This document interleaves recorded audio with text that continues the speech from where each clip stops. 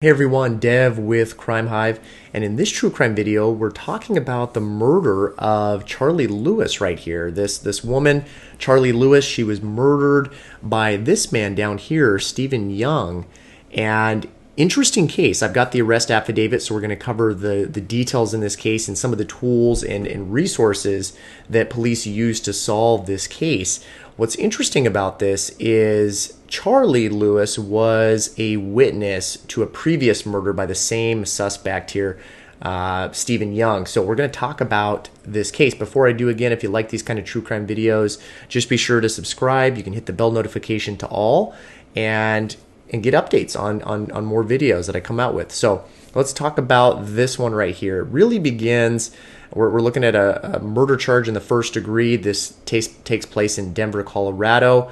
And we learn it starts on June 7th, 2020.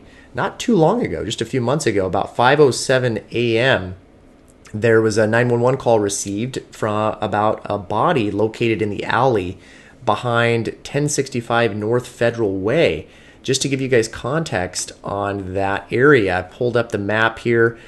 This is an older Google Maps where there was a lot of construction and that sort of thing. But if I go to the alley area, you can see this is what the general area would have looked like here. So she was found along a fence by a cyclist. And so this guy's just riding his bike and sees this body lying face down. And so he observes blood. He flags down an employee of the nearby restaurant there and calls 911. Denver police show up. They see that she's slumped against the fence and she has this hooded sweatshirt pulled up tight around her chin, and it's around her head. Officers then saw blood running down from her head and neck area. They knew she was obviously deceased. They pronounced her dead at 5:24 a.m. They then find a .40 caliber shell casing lying on the ground next to her left foot. So they call the crime lab out. They actually use a fingerprint reader. It's a mobile scanner essentially. That's a useful tool. They can find out the identity of this person if they're in the system in any way, any records of this person. They find out the person is in fact identified as Charly Lewis from this mobile fingerprint reader. So what they do from there is they continue to investigate. They call out a forensic imaging unit to download surveillance. Lots of video involved in this, and we'll talk about some of the interesting tools law enforcement had in this. So they start to download surveillance videos. But one thing I want to point out, and I'll show you a quick, another article about this, is called the Shot Spotter Report, which showed a single gunshot occurred where the female was found at 4:23 a.m.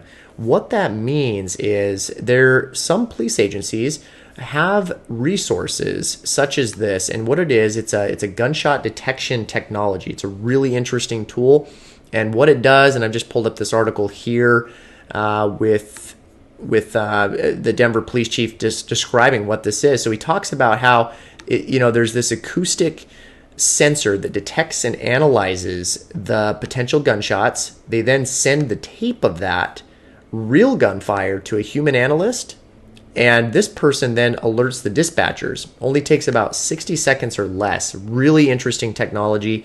In this article, it talks about how police have found victims shot before someone's even called 911. So they're able to get them medical attention before someone's even dialing 911. Really interesting. In this case, though, it didn't seem to really help. They actually had to pull the report later on. So apparently they didn't get this report in time. They didn't even know about it at the time this occurred. But apparently it's contributed to, and this article was in 2019, but it attributed to 134 arrests since 2015 because of this technology. So really interesting that they utilized that. Now, so they start going through these resources. They then roll her body over and they see an intact bullet laying on the ground underneath her head. So they start running checks through NCIC. It's these the databases for an attempt to locate, and they actually find out that she was a witness to a homicide in their city. And this was a previous homicide where the suspect, they then realized, was identified as Stephen Young, the guy that I just showed you. So he had an outstanding warrant for murder, and this was issued on June 4th, 2020. So they have the description of this man. They already, from this previous attempt to locate, they already know who, the description of him, these tattoos that he has all over his body, and that's going to help in finding out that this was in fact the person that committed this murder. So as they go through, they keep investigating. They've got this Aurora homicide detective Sutherland involved. He contacts Young. Apparently he contacted him on June 1st, just days before that arrest warrant, and he saw that he was riding in a car with Charly Lewis, the victim. So he learned from there that Charly was a witness to this previous murder. Now, this then, they basically say, hey, they're worried, they're concerned about her safety because she is a witness in this previous murder, and that's why they put out that attempt to locate, to find her. They wanted to find her, and so what they did on June 1st, 2020, is they took photographs of Young, and they photographed his clothing and his tattoos, and that information would be used later on. So the surveillance video that occurred on June 7th, they actually find footage of this black male walking on Federal Boulevard, and they see him passing through all these different surveillance systems. This is about 2:30 a.m. The victim appears to be with him, along through many of these areas they're walking through. They found several cameras of them walking together in various areas around that area. Now, what they also utilized was these halo cameras. If you're not familiar with those, really interesting tool that law enforcement uses. So on this camera, and I'll show you a video of this, of how this works, they find the same black male. He's got a mask over his face, and he appears to be wearing blue latex gloves. Okay, so they're piecing this all together. These two people are walking through these early morning hours, in multiple locations, numerous locations. And these halo cameras, how they work, I'm going to pull this little video up here just to show you. This comes from Denver police here. So just check out this here just to get an idea of how interesting these cameras are. You might have to turn up your volume as well. HALO stands for High Activity Location Observation.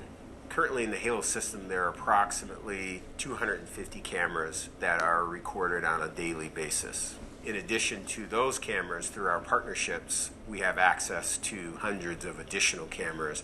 Most of the cameras are what we call PTZ, or pan tilt zoom, and that means that the people monitoring the cameras have the ability to move those cameras 360 degrees. They can zoom in and out on whatever's happening in the area of the camera. We have highly trained civilian personnel. Not only are they monitoring radio traffic, they have the ability to communicate directly with the officers on the street, and they're also proactively monitoring, looking for criminal activity. For example, there was a monitor that observed animal abuse, and they were able to call that out, and the suspect was apprehended a short distance from where the observation was made. We've had monitors observe robbery suspects coming out of banks. They're able to track those suspects and call that information out so that officers can move in. Camera operators are not to look inside of private businesses and homes. If there's an expectation of privacy, then the monitors are forbidden from monitoring those areas unless there is a crime investigation in progress. The video is audited on a random basis to ensure the rights of the citizens are not infringed. The video is only available to the law enforcement community and for criminal investigations. HALO video is stored on special storage servers and automatically deleted after 30 days, so we don't keep video indefinitely. So pretty interesting there. And he pulled up a map right here. So in Denver, you can actually see where all these cameras are. They don't hide the fact that these cameras are all over the place. And I pulled up the one on 1065 North Federal Boulevard. So you can see it right here. And if you were to zoom out further on this, you could actually see all the other cameras throughout the city. it's a really interesting resource, and it's helping to solve a lot of different crimes, and including this one here. So I wanted to show you guys how the halo cameras work. So going back to the case here, like I mentioned, they're going through all the video. You know, they're seeing tattoos on the video. They're starting to match it up with Young. They're matching up all these tattoos, height, weight, everything. You know, the appearance, what he was wearing, everything's leading up. So they continue to go through this information here, and they develop, you know, reasonable grounds to suspect that Young was the black male that was with Miss Lewis on June 7th, 2020. So from there, June 8th, 2020, they conduct an autopsy on Charly Lewis. They learned that she was shot in the back of the head, and a bullet had exited from the front left side of her neck. Now, they saw that the bullet hole could be seen in the back of the hood of the sweatshirt, consistent with the victim having her hood up. And so essentially, you know, they knew that nobody had put her hood up. Her hood had already been up when she had been shot. So all those little things are important, all those little details in the case. And then they, you know, as you go through the affidavit, they talk about timestamps with the cameras. This was important here. These pants that he wore with reflectors on the front pockets, that was mentioned. That'll be important as I go through it here. And I'm just going to scroll through all this, talking about, you know, it's all redacted. You're not seeing the photos, unfortunately. I can't show you all the photos of these cameras. And as we continue through this here, one other important part here is at 4:25 a.m., they saw the same black male who was identified as Young exiting the same alleyway without the victim. This was about 2 minutes after the victim was shot at that same area. And this was confirmed by that shot spotter report that I had mentioned earlier. And then, again, distinctive tattoos that they keep mentioning here. And I'll mention one specifically that as it goes through it. Now, another interesting thing here that we learn is, again, Young was suspected of committing this other murder on June 1st, and that Lewis was the only witness. So they actually, with all this information, they get a search warrant for his phone, and they go through the cellular phone number. They see a few interesting things here. They see that his phone was active up until approximately 12:40 a.m. on June 7th, 2020, the night of the victim's death. So what he does is the phone's turned off, and then it's not turned back on until 7:24 a.m. the same day. So that's really important, because you're seeing somebody that, and this is important here because they noticed that he had activity on the phone several days prior, the phone being turned off, and then they observed continuous activity after. So this is somebody that's using the phone a lot, and they're seeing a lot of activity, and then all of a sudden it's shut off. And that just happens to be around the time of this murder. And then all of a sudden the phone is turned back on again, as if continuing that activity. So those details are extremely important in court, especially. And so what we learned from there, Young ends up being arrested. He's arrested for this murder. Okay, so Young's phone was then downloaded, and they find out that he had a conversation with another woman saying that he had to shut off his phone because he had something important to do. So all this information starts to come into play, and then on June 9th, 2020, at about 12:20 a.m., they execute a search warrant at the location that Young was living at the time. So they end up finding a few interesting things. They find these pants that were in this laundry basket that were, you know, they'd been just washed, and they had the reflective zippers on them. So they start locating information that matches with the crime scene, with all the surveillance video and all that. They find out that he has a paw print tattoo that was very distinctive, you know, an identical tattoo that they're seeing in these photographs and from the surveillance video. So from all that information, you know, I'm not going to go through each tattoo and all that information there, but they basically, you know, put it all together that Lewis was walking in the alley where she was killed at 4:23 a.m. and he was arrested. So he was essentially wanted for one murder. She was a witness. We learned through this that the detectives actually had footage of both of them at the original murder.